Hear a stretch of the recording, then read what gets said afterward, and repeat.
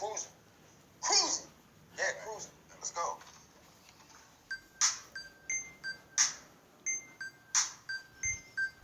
Dre, you know this shit ain't gonna never work. Alright, you trying to be funny, but you see how you said that shit, right? Like you believe it? Yeah, I believe that shit. Then say this shit like you believe it, man. Like it's a motherfucking Sunday and you cruising down Crenshaw in a motherfucking 6-4. Come on, say that shit like you believe it, man. Like it's your words. Feel that shit. Stop playing around. Loosen the fuck up. There you go.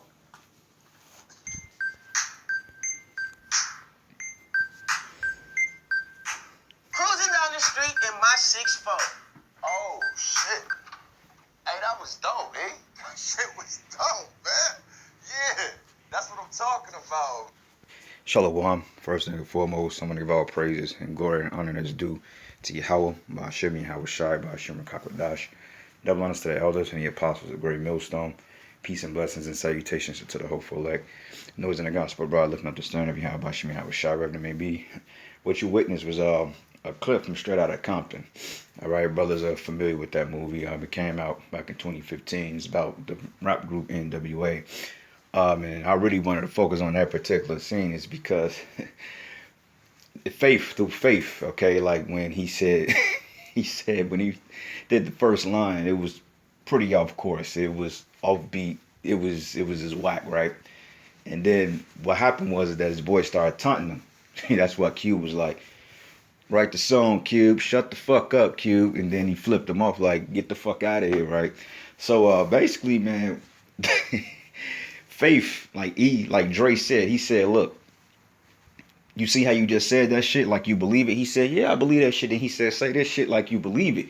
But you see the motivation he gave him to push him forth so he can get inspired to believe in what he can already do. All right. And it's the same thing with faith, because at first he didn't believe he can do it. And that's why he was messing up the song. That's why he was off course. But you see how he had that motivation, and it's the spirit, because I was reading this book going into success being a state of mind, right? And it's basically about your mindset and how you speak things into existence, and also how you have a positive outlook on things, even if they seem grim, okay? Which Jake completely suffers from a distorted mindset. So basically, this was an example of that book because he had a mentor to push him to believe in his thing. You know, he didn't beat him down, but he basically put force on him like, look, man, you can do it. Just believe that you can do it. And it's the same thing with this thing of ours and this truth, getting the examples from our ancient forefathers, okay? Because faith, okay, like the scriptures say that faith without works is dead also. But also faith is the substance of things not seen but hoped for. So you should let our ancient ancestors, you know, from Moses to David to Solomon to Abraham, be the epitome of faith based on how they walked in these common times. All right. And I was going to go into the prayer of Azariah, which was part of the three holy children, or the song of the three holy children, which is Shadrach, Meshach, and Abednego, which were their Babylonian names, which didn't bow down to the image that Nebuchadnezzar had the children of Israel to bow down at that time. And they was justified of being thrown in the furnace.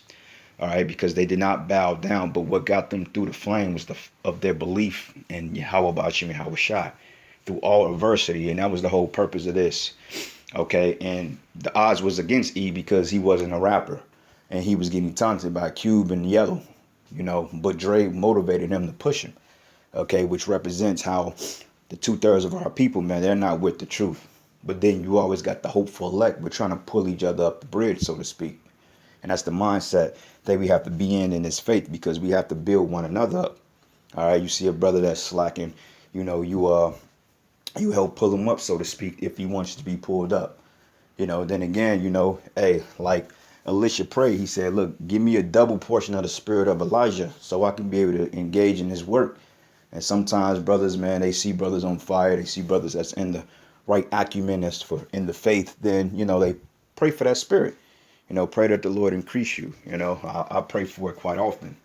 And at times it may seem like, you know, you going nuts because this truth, it really is it's really mental. You know, you got to be strong-willed, and you have to have a strong work ethic in order to succeed. And that's a beautiful thing. Once you have faith and a strong work ethic in this truth, you're going to work, you know. So anyway, before I go there, I want to actually go to the book of Hebrews 11. And I pray they don't take this down. But the reason why I did put that clip at the beginning of the video is because that way I don't have to play it in the middle of the video, and I can always go back and cut that part out during the uploading process and just upload the video for what it is, because I pretty much broke down what was already happening. So in times you got to be well calculated too, to say, well, look, they may do this, so let me go ahead and avert it here. You got to always have a plan B, so to speak. But anyway, this is the book of Hebrews, the 11th chapter. And it's a spirit, because the brother just text the scripture when we do the morning text of scriptures. And the brother has been on point with texting these particular precepts to enlighten the day and to give brothers, just a boost in the spirit. And really, you just read those. And I suggest every brother in a camp, just around the GMS camps and, just the various camps, that, brothers should send the scripture of the day. And I'm pretty sure brothers do that, but that's a good habit to get into, because it starts you off in the right mindset. You know what I'm saying? And a lot of times those precepts that are text can be sparks for lessons. They can be things for lessons, because you can say, oh, okay, I can go into that. You know what I'm saying? And just for a little point out there for brothers that may be struggling doing it 3 videos a week, you text the morning scripture and then you just go off that, bringing a couple of precepts that correlate with that scripture, and there you go. You got your 5, 6, 7 minute video. It's just that simple, and be done with it. So it's different avenues you can take in order to get the word out, man. All right, it shouldn't be no excuses why brothers ain't doing the shows. But anyway, this is the book of Hebrews 11, and I'm gonna start at verses 1. It says, now faith is the substance of things hoped for, the evidence of things not seen. Right, prime example. Right, we know the sun is in the sky right now. All right, it's approximately 7:55 a.m. here in the Midwest. Now, we see the sun outside, right? But we don't actually see what creates the sun, but it's created. It's in the sky. Same thing with the moon. Same thing with the birds, with the clouds, with the air you feel. You don't see the air or the wind, but you feel it, because the scriptures go to the things that are created by things which are not seen. All right? And if you can believe that heavy concept, then it's not hard to fathom the power of an almighty, omnipotent power, or omnipotent God, which God in the Hebrew is Allah, which means power. All right, it says, for it, the elders obtained a good report, but through faith we understand that the worlds were framed by the word of the Most High. The word of the Most High is Yahweh Shai. All right, you can get that understanding in John, the 1st chapter, 1st verse. And it says, so that things which are seen were not made of things which do appear. All right. So that goes for human beings too, for animals, from any particular element that the earth may conjure up. These things are created by things that you don't see. Why you don't see them? Because they're in a different dimension. All right. The Most High, his son, the angels. All right. These things are in a different realm, so to speak. So you don't see them, but ultimately you can feel the presence at times. Like you don't see spirits, but sometimes you can feel them. When something is there. Like, honestly, it feels like you're being watched, and I feel like that sometimes. And it says here, by faith, Abel offered unto the Most High a more excellent sacrifice than Cain. All right, that's faith. All right, and really that sacrifice going to really Jacob. Like, if you really understand the story of Cain and Abel, you understand that Abel and Cain were Jacob and Esau in the reincarnation, and that's the spirit, because Abel, he was offered up, I believe, something out of his flock, I believe, like he was a tiller of the sheep. And we are known at point in time as the lost sheep of the house of Israel. All right. So if you understand Cain and Abel, basically the sacrifice Abel offered up was pretty much going to play into the blessings that Jacob had received down the line through Abraham. It's a beautiful connection. But it says here, by faith, Abel offered unto the Most High more excellent in sacrifice than Cain, by which he obtained witness that he was righteous, the Most High testifying of his gifts, and by it he being dead yet speaketh. And the fact that the Most High accepted Abel's sacrifice lets him know that, the elect, the hopeful elect, and ultimately at the end of the day, that all the children of Israel will be accepted by the Most High. Because at the end of the day, what we're doing, these lessons, going out to the shows and, linking up with brothers and doing things through the spirit, all these are considered sacrifice. And this is why brothers constantly reiterate that hopefully that the Lord accepts your sacrifice. Hope that the Lord accepts your sacrifice. Because doing shows, going out in the cold, hot, you're sacrificing yourself, man. because this truth can take a mental toll on you at times. It really can. And sometimes you got to sit back and get your mind right before you can really go into these things. Because this truth takes a lot of mental fortitude, a lot of mental conditioning. You know, just like brothers that like bodybuilding, that takes a lot of mental. That's mental. You know, and it's you got to have a good work ethic. You know, and everybody's work ethic is not going to be the same, but your particular ethic is how you perfect it. You know, your strengths, you take it and you make them stronger. Your weaknesses, you take them and you make them stronger. You know, you try to be balanced in all things. All right. But anyway, it says here, by faith, Enoch was translated that he should not see death, and was not found, because the Most High have translated him. For before his translation, he had this testimony that he pleased the Most High, right?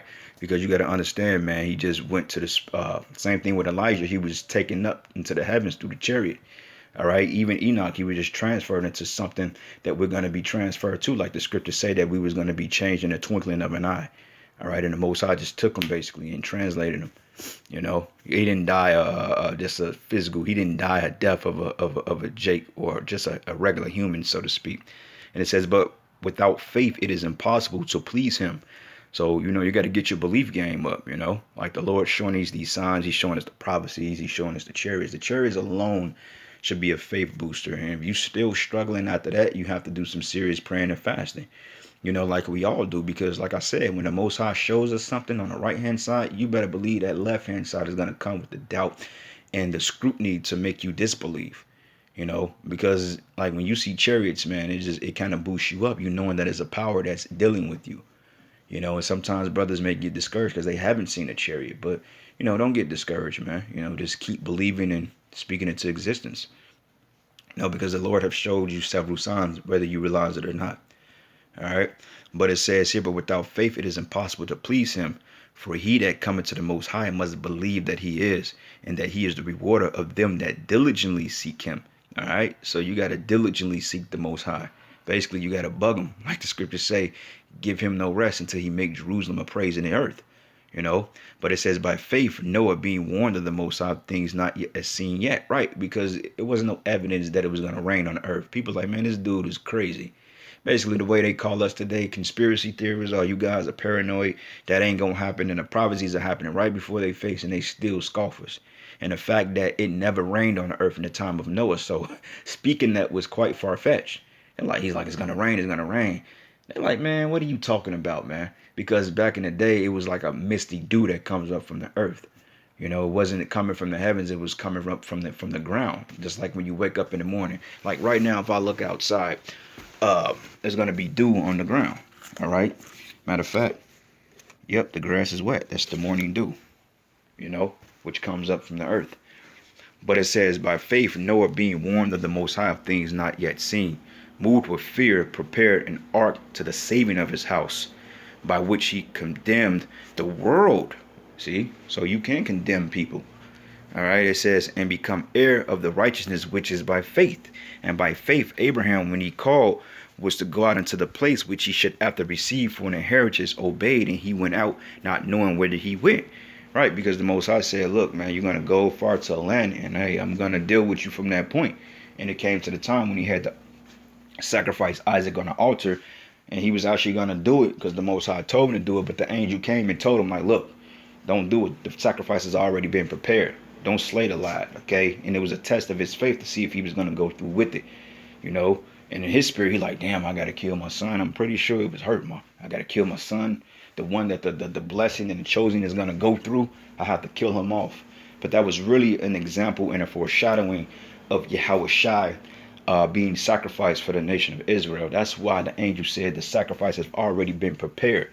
All right, so it was already written in time that Yahweh Shai was going to come down here and be crucified on a tree for the nation of Israel. But Abraham was going to go through with sacrificing Isaac, which is an example of Yahweh Shai being sacrificed in order to exemplify his faith to the Lord. And the Lord was pleased with that. So sometimes the Lord, he can play games with you, man. He can have you go do something and see if you're going to see it through not, man. And if you see that you're sincere about seeing it through, the Lord like, all right, I want to go. I think I was going to really have you kill your son. Come on, man. What kind of power do you think I am? But nonetheless, the Most High will do that. All right.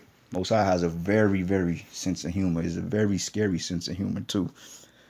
But anyway, it says here, by faith, Abraham, when he was called to go out into the place which he should after receive an inheritance, obeyed. And he went out, not knowing whither he went. And by faith he sojourned in the land of promise, in a strange country, dwelling in the tabernacles of Isaac and Jacob. All right, and heirs with him of the same promise. See, because the promise went through Abraham, Isaac, and Jacob. For he looked for a city which had foundations, whose builders and maker is the Most High. But through faith also Sarah herself received strength to conceive seed, and was delivered of a child when she was past the age, because she judged him faithful who had promised. Therefore sprang out of even one, and him as good as dead, so many as the stars of the sky in a multitude, and as the sand which is by the sea shore innumerable, which is going into the children of Israel. It says, these all died in faith, not having received the promises, but have seen them afar off, and were persuaded of them, and embraced them, and confessed that they were strangers and pilgrims in the earth. It says, for they that say such things declare plainly that they seek a country. And truly, if they had been mindful of that country from whence they came out, they may have had the opportunity to return. All right. But going down here to 17, it says, but by faith, when he was tried, offered up Isaac. It says, and he that had received the promises offered up his only begotten son, of whom it was said that in Isaac shall thy seed be called. All right. So there you go, man. That's faith. These are examples of our ancient forefathers that we must carry through this day. In this time we're living in, you have to remember from the time of the Maccabees, when Judas Maccabees, Eleazar, when they rose up to basically defend the children of Israel, like the scriptures say, avenge your people for the zealousness of the law. All right, and then the Most High put them on spirit to go to war with those Greeks, and they was slaying them left and right. So that's the type of mentality you gotta have in a spirit. You know, same thing during the time of Gideon. Same thing when Samuel, when he hacked up what was the damn Edomite name? He basically hacked his ass to pieces. You know, so it's just through faith, man, things are gonna be done, but you have to really believe in this thing you're in. Not going out to buy some land and try to run from what's coming, because by you running and not tackling it head on, that shows a kink in your armor, and you gotta fix that, man. Like an Israelite community. Why would we build that up right now when this man's society is going down? Like, you think that when his society goes down, you think that your land or whatever you're going to buy is going to remain intact? No, man. Because once he goes down, this whole society goes down. All right? The Most High ain't just going to shoot missiles on Esau and then all of a sudden miss your baby ass island in Alabama some goddamn where. Nah, man. He's going to hit it all. You know? But anyway, verse 21. 20, it says, by faith Isaac blessed Jacob and Esau concerning things to come, and by faith Jacob, when he was a dying, blessed both the sons of Joseph in worship, leaning upon the top of his staff. All right, because for one thing, the sons of Joseph going to Ephraim and Manasseh, you got to understand that one was to be a multitude of nations and one was to be a great nation. All right, the blessings that he put on the young, and I believe Manasseh, which was the younger one, got the greater blessing because he was the multitude of the nations, and Ephraim was just a great nation. But nonetheless, both his sons received the blessing. Okay, and it says here, and by faith Joseph, when he died, made the mention of the parting of the children of Israel and gave commandment concerning his bones. And by faith Moses, when he was born, was hid 3 months of his parents, because they saw he was a proper child, and they were not afraid of the king's commandment. And by faith Moses, when he was come to years, refused to be called the sons of Pharaoh's daughter, right? Because Moses was pretty much raised up as an Egyptian, so to speak. That's why they no, that's the wrong story, and I said they mistaken Paul as an Egyptian. But nonetheless, Moses, man, he came up very charitable. He wasn't born poor. All right, he was actually in Pharaoh's house. He was raised up as in wealthy in substance, but he said, look, man, I'm going to suffer with my people. All right. And he gave it all up. He's like, I'll suffer with my people. These are my people, the Hebrews, you know. But it says here, and by choosing rather to suffer affliction with the people of the Most High, that chosen thing again. It says the people of the Most High. And this is in the New Testament, and we know the story of Exodus, man, when the children of Israel were being afflicted by the taskmasters and by Pharaoh. All right, when what was it, Ramesses? When a particular Pharaoh that Joseph knew died, then rose up another particular Pharaoh that pretty much was afraid of being taken down by the Israelites, he said, look, we're going to put hell on them, because if not, they're going to overtake us. All right. And it says here, choosing rather to suffer affliction with the people of the Most High than to enjoy the pleasures of sin for a season, esteeming the reproach of the Hamashiach greater riches than the treasures in Egypt, for he had respect unto the recompense of the reward. But by faith he forsook Egypt, not fearing the wrath of the king, for he endured as seeing him who is invisible, right, the Most High. And it says, and through faith he kept the Passover and sprinkling of blood, lest he that destroyed the firstborn should touch him. And by faith they passed through the Red Sea, and as by dry land, which the Egyptians are saying to be drowned. And by faith the walls of Jericho fell down, and after they were compassed about 7 days. And by faith the harlot Rahab perished not with them that believed not, when she had received the spies with peace. And what should I more say? For the time will fail me to tell of Gideon, and of Barak, and of Samson, and of Jephthah, and of David, and Samuel, and all the prophets, who through faith subdued kingdoms, wrought righteousness, obtained promises, and stopped the mouths of the lions. Okay, through faith. Quenched the violence of fire, escaped the edge of the sword, out of the weakness were made strong. Waxed violent in faith, turned to flight the armies and the aliens, and women received their dead raised to life again, and others were tortured, not accepting deliverance, that they may obtain a better resurrection.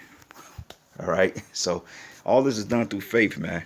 All right. And that's why Hebrews the 11th chapter is a phenomenal chapter. And you notice this is all going into the promises, man. And why is it in the book of Hebrews if faith wasn't only for the Israelites? Faith is only for the Israelites. Only Israelites can have faith in the Most High.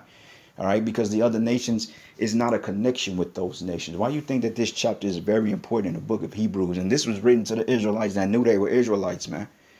Okay, so that shows you this chapter alone proves, and this cuts the Christian doctrine proves that faith is only in deliverance is only for the children of Israel. That's it. And the other nations know that. It says here, and others had a trial of cruel mockings, scourgings, yea, moreover, of bonds and imprisonment. And they were stoned, they were sawn asunder, were tempted, were slain with a sword, and they wandered about in sheepskin and goatskins, being destitute, afflicted, tormented, of whom the world was not worthy. And they wandered in deserts and in mountains and in dens and in caves of the earth. And all these, having obtained a good report through faith, received not the promise, but the Most High, having providing something better for us, that they without us should not be made perfect. It's a heavy chapter, man. All right. So faith, brothers, faith is the key to all things. You know, and you got to believe that, because if you don't have faith, then what good is it? You're basically wasting your time. You know, you're just basically a dead man walking. All right. Going back into First Maccabees 2, and I'm going to start at 52. It says here, was not Abraham found faithful in temptation, and it was imputed unto him for righteousness? Right. Okay, we're reiterating the history again. It says 53, in the time of his distress, kept the commandment, and was made Lord of Egypt. And Phinehas, our father, being zealous and fervent, obtained the covenant of an everlasting priesthood. And Yahushua, for fulfilling the word, was made a judge in Israel. And Caleb for being, Joshua and Caleb. Okay, Joshua is another translation of saying Yahushua. All right. It says, and Caleb for bearing witness before the congregation received the heritage of the land, and David for being merciful possessed the throne of an everlasting kingdom. All right. Elias for being zealous and fervent, for the law was taken up into heaven. And Ananias, Azarias, and Mishael, which are the Hebrew counterparts of, or their names of Shadrach, Meshach, and Abednego, by believing were saved out of the flame. All right. So this thing is all about faith, brothers. All about faith. All right, because we just read in Hebrews the 11th chapter that faith is the substance of things hoped for, things not seen. You know. All right, so Wisdom of Solomon 3:9, it says, they that put their trust in him shall understand the truth, and such as be faithful, love shall abide with him, for grace and mercy to his saints, and he have care for his elect. Okay, through faith. Verse 14, and blessed is the eunuch which his hands have wrought no iniquity, nor imagined wicked things against the Most High. It says, for unto him shall be given a special gift of faith. Okay, faith is a gift, and an inheritance in the temple of the Lord, more acceptable to his mind. All right, so faith, and that's the name of this lesson, just faith. Have faith as our ancient ancestors did.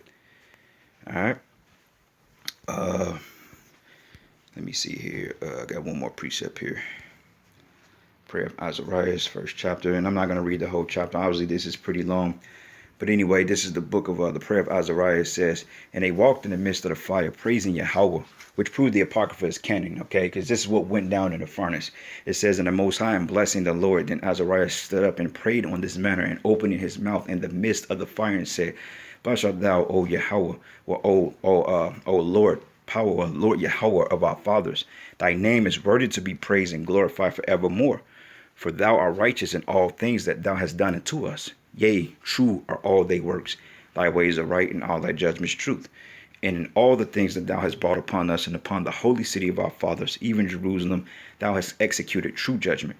It says, for according to truth and judgment, this thou bring all these things upon us because of our sins. It says, for we have sinned and committed iniquity, departing from thee. In all things we have trespassed and not obeyed thy commandments, nor kept them, neither done as thou hast commanded us, that it may go well with us. All right. But the point about it is, he reached out to the Most High in faith. Okay. He prayed to him through faith because he believed, you know. So anyway, going down to verses 66, it says, O Ananias, Azariah, and Mishael, bless ye the Lord. Praise and exalt him above all forever. For he have delivered us from hell and saved us and from the hand of death, and delivered us out of the midst of the furnace and burning flame, even out of the midst of fire. He have delivered us. All right. So anyway, with that, I'm gonna give all praises and glory and honor that's due to Yahweh Bashimi, Yahweh Shine, Bashim Rakakwadash. Double honors to the elders, the apostles, the great millstone. Blessings and salutations to the hopeful elect. And with that, shalom and a baba.